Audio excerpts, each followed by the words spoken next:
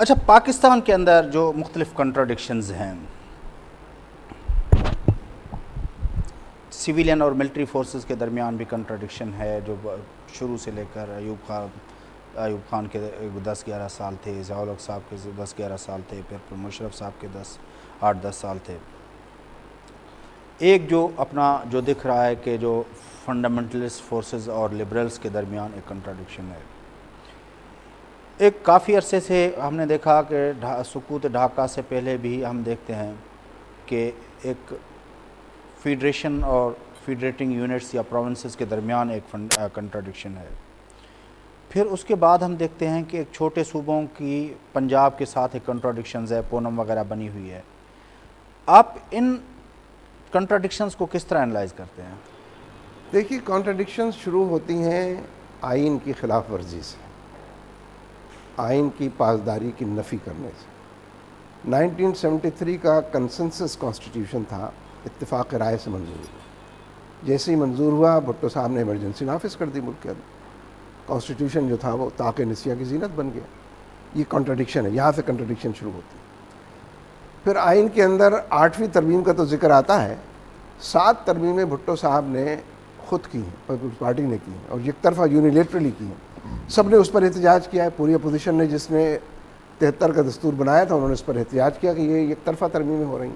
یہاں سے کنٹراڈکشن شروع ہوتے ہیں۔ بھٹو صاحب نے فوج کشی کی، ملٹری آپریشن کیا بلوچستان کے خلاف۔ سرحد کی حکومت اس کے نتیجے میں مستعفی ہو گئی۔ یہ جو سب سے پہلا صحیح معنوں میں مشرقی پاکستان کے بعد جو بڑا فوجی آپریشن ہے وہ بلوچستان میں ہوا ہے۔ اس کے نتیجے میں مری قبائل سارے پہاڑوں پر چلے گئے، بگٹی اور دوسرے قبائل، مینگر قبائل جو تھے، یعنی پہلا آپریشن۔ بگٹی تو بھٹو صاحب کے ساتھ ہیں، بگٹی اس وقت بھٹو صاحب کے ہاں، ساتھ، بگٹو اس وقت بھٹو یعنی گورنر تھے ان کے۔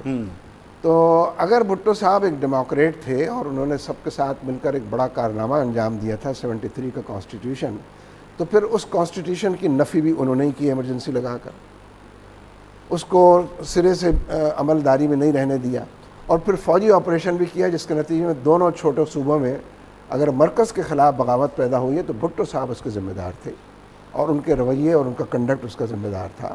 اس سے پہلے کی بات میں نہیں کرتا، لیکن اس لیے اب بھی صورتحال یہ ہے، اگر ملک میں آئین پر ان لیٹر اینڈ اسپرٹ عمل کیا جائے۔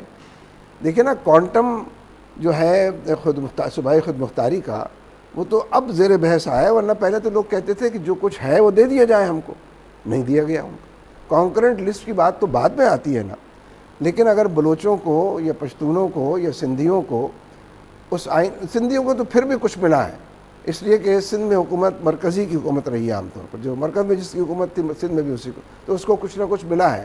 لیکن یہ باقی 2 صوبے تو جینوئنلی محروم ہوئے ہیں، ڈپرائیو کیے گئے ہیں، اور وجہ اس کی یہ تھی کہ ان کی کوئی ریپرزنٹیشن مرکز کے اندر نہیں تھی، اور جو مرکز تھا وہ اس کو کبھی فوج کشی کے ذریعے اور کبھی ایک جمہوری حکومت کو برطرف کرنے کے ذریعے اس کا ذمہ دار تھا۔ آج بھی ہم یہ سمجھتے ہیں کہ 2008 کے جو الیکشنز ہوئے تھے اس میں جو کمٹمنٹس کیے گئے، بڑی مصیبت سے چیف جسٹس بحال ہوا ہے، ایکسپوز ہو گئی حکومت، حالانکہ کمٹمنٹ تھا ان کا، اور کمٹمنٹ کے بعد معاہدے تھے، بھوربند معاہدہ کیا ہے، دوسرا معاہدہ کیا ہے، مشترکہ پریس کانفرنسیں کی ہیں۔